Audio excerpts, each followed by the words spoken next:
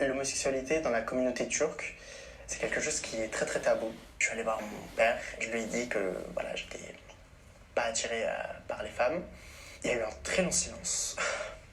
Il a dit écoute, quand on ira en Turquie, on essaiera de trouver une solution.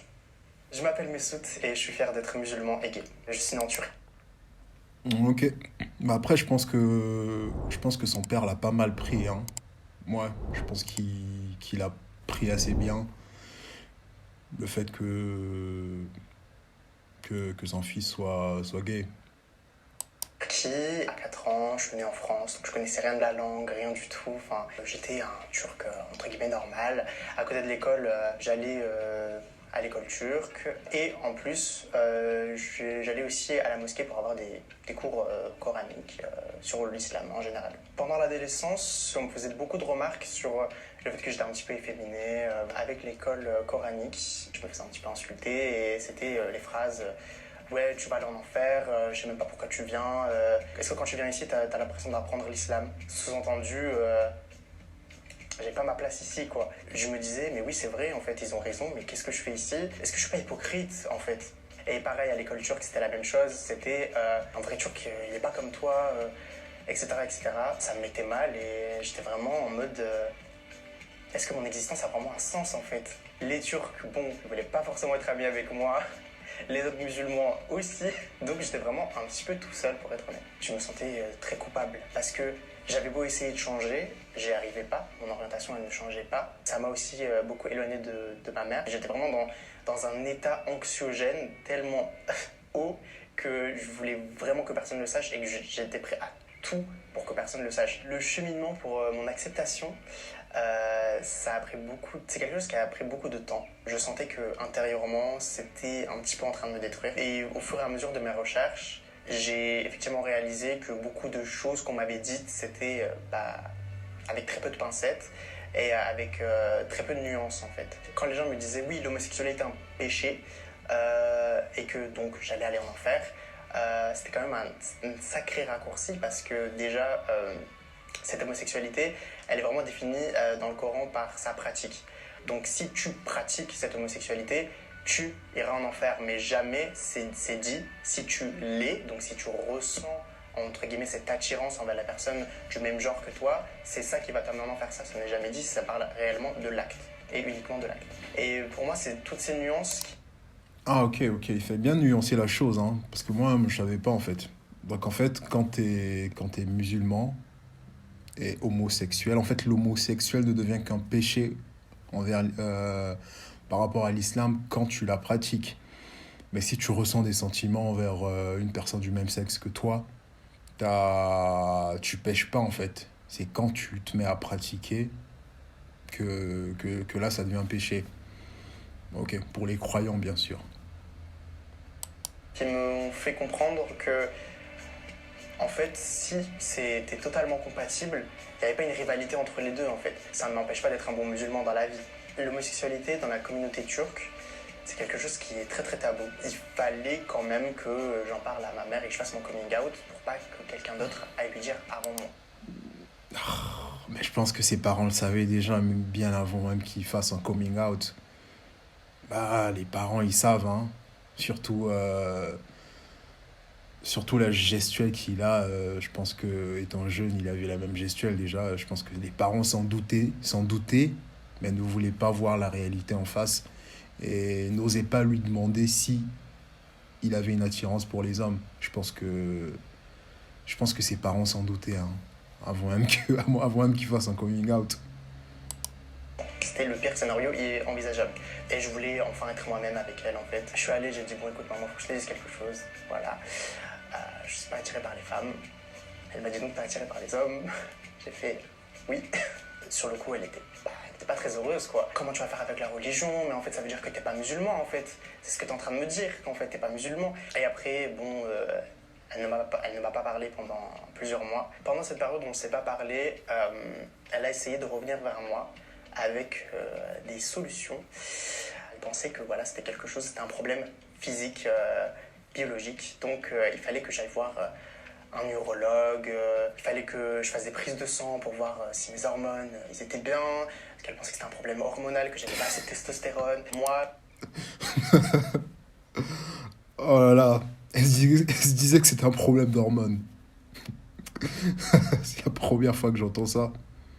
j'étais catégorique, j'ai refusé. Elle m'a dit si tu veux, je te prends des rendez-vous au psychologue, j'en connais un très bien. Enfin, je disais maman, je vais très bien, je vais pas. Bon, par contre, le psychologue, ouais, ça se comprend, ça se comprend. Il y a des gens qui pensent que quand tu as une attirance envers une personne du même sexe que toi, c'est psychologique. Chose qui peut s'avérer vraie, hein. Chez le psychologue pour ça n'a pas de sens. Elle est un peu venue avec la religion en me disant bah écoute, au moins fais une rokia, t'as peut-être un djinn voilà, qui te possède, enfin ce genre de choses. La rokia c'est une sorte d'exorcisme qui consiste à, entre guillemets, se laver de ses péchés et potentiellement se débarrasser de mauvais djinns. Franchement, c'est... Et le djinn, pour ceux qui savent pas, le djinn c'est les démons. Djinn, démon. C'était peut-être un petit peu le truc qui m'a blessé quand même parce que je pense pas non plus que je suis possédée quoi. Elle avait pris rendez-vous justement pour faire la rokia sans m'en parler. Elle m'avait dit voilà bah écoute ce jour-là on va y aller, tu vas faire ta rokia.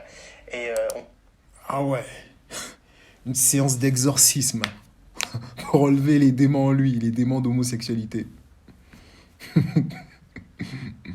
Waouh, elle était prête à tout, sa maman. Elle était prête à tout. on va résoudre ce problème. Mais elle était vraiment très déterminée. Mais bon, effectivement, j'ai encore refusé. Quelques semaines plus tard, on a recommencé à se parler un petit peu normalement. Ça s'est fait très petit à petit. Maintenant, tout se passe bien et c'est comme si c'était rien passé en fait. Elle ne me demande plus si je vais me marier, quand est-ce que je vais me marier, est-ce que j'ai une copine. Enfin, il y a plus ce genre de questions. Et en plus, elle ne l'aborde pas non plus quand elle est en famille. Et je trouve ça bien en fait parce que elle en parle pas, certes, mais elle ne ment pas aux gens et pour moi, c'est quand même quelque chose de bien. Je suis allé voir mon père et je lui ai dit écoute papa, faut que je te dise quelque chose. Je lui ai dit que voilà, j'étais pas attiré par les femmes. Il a dit écoute, quand on ira en Turquie, on essaiera de trouver une solution. Bon, j'imagine qu'il devait parler des mêmes solutions que ma mère. Bah après, je pense que pour le coup, ses parents l'ont pas très mal pris, hein, parce que déjà, quand t'es d'une famille musulmane et c'est assez complexe comme sujet hein, à aborder, à faire un coming out auprès des parents qui sont musulmans, croyants, et c'est pas vraiment facile, hein. Et je pense que ses parents l'ont pas mal pris, hein, parce que notamment le père, c'est la personne qu'on aimerait annoncer en dernier. Et je pense que son père l'a pas mal pris et ouais, ils essaient d'être supportive. Ils essaient de soutenir leur enfant. Je pense que ça c'est bien de ne pas rejeter, même si l'enfant a une autre orientation sexuelle. Je pense que le plus important, personnellement, hein, je pense que c'est de soutenir la personne, hein, avant tout, avant d'être homo, avant d'être bi, avant d'être transgenre même, je dirais. C'est un enfant avant tout et je pense que le fait de soutenir son enfant, c'est important. C'est vrai qu'on peut être déçu, ça se comprend. Mais je pense que, voilà, c'est la vie, elle est faite ainsi, c'est sa vie, chacun fait ses choix et même si toi, t'es pas d'accord, mais je pense qu'au moins, essayer de démontrer une sorte de soutien, je pense que c'est assez important. Sauf que depuis, je suis pas allé en Turquie. Donc, j'ai pas eu l'occasion de voir ces solutions. Ça reste quand même un sujet tabou, encore plus tabou avec mon père que ma mère. Et du coup, parfois, je me demande si... Est-ce qu'il me considère toujours de la même manière, en fait? Les choses actuelles, elles me plaisent comme elles sont. Parce qu'ils le savent, je sais qu'ils le savent. Et maintenant, je me sens un petit peu plus libre. J'ai l'impression que maintenant que les gens connaissent mon orientation, ils ont tendance à être un petit peu plus, pas sévères, mais ils ont tendance à faire plus attention à si je suis un bon musulman ou pas. Par exemple, je sais très bien que si j'avais jamais donné mon orientation, on m'aurait jamais demandé, je sais pas, par exemple dans mes lives, oui, vas-y, récite-nous des sourates, ou est-ce que tu connais ces règles de l'islam, ou etc., etc. Donc j'ai l'impression que je suis un peu souvent évalué sur si je suis un bon musulman ou pas. Ils veulent que je prouve encore et encore, pourtant je n'ai rien à leur prouver parce que bah, ma foi c'est avec moi avant tout.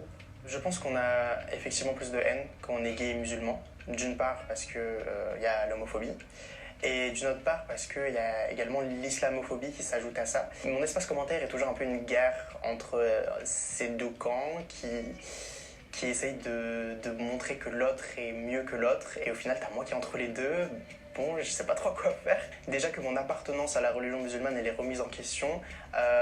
Du coup, parfois, effectivement, mon appartenance à la communauté LGBT est parfois remise en question à cause de cette partie religieuse qui fait partie de mon identité. L'homosexualité, c'est pas un choix, c'est avant tout la pratique qui est un péché. C'est pas pour autant qu'il faut qu'on se sente mal ou qu'on culpabilise sur qui on est et non, on va pas aller en enfer et qu'on peut très bien, en réalisant donc les obligations de l'islam, être heureux et être épanoui dans cette religion. Je ne peux que être fier de mon parcours. Il y a eu des bas, il y a eu des hauts. Je suis toujours ici, je prends toujours la parole et je suis toujours fier de qui je suis. L'homosexualité dans la communauté turque, c'est quelque... Alors les gars, voilà, c'est tout pour cette vidéo. Vidéo assez intéressante, hein. Je pense que l'homosexualité dans l'islam, ça reste un sujet assez tabou, surtout pour les pratiquants de l'islam et qui sont à la fois homosexuels. Et voilà, franchement, force à eux, hein, force à eux. Et après, je pense que, bah, il sait que c'est un péché. Bah, après, à la fin, c'est Dieu qui juge, hein. À la fin, c'est Dieu qui juge. Il sait que c'est un péché parce qu'il est musulman et que dans l'islam, c'est ça se réfère comme un péché d'avoir des pratiques homosexuelles et voilà, il sait ce qu'il fait, voilà, c'est son choix, c'est ce qu'il est et voilà, donc à la fin, Dieu décidera de son sort. Je le dis pour les croyants en fait, voilà, et pour les non-croyants, voilà, il fait ce qu'il veut.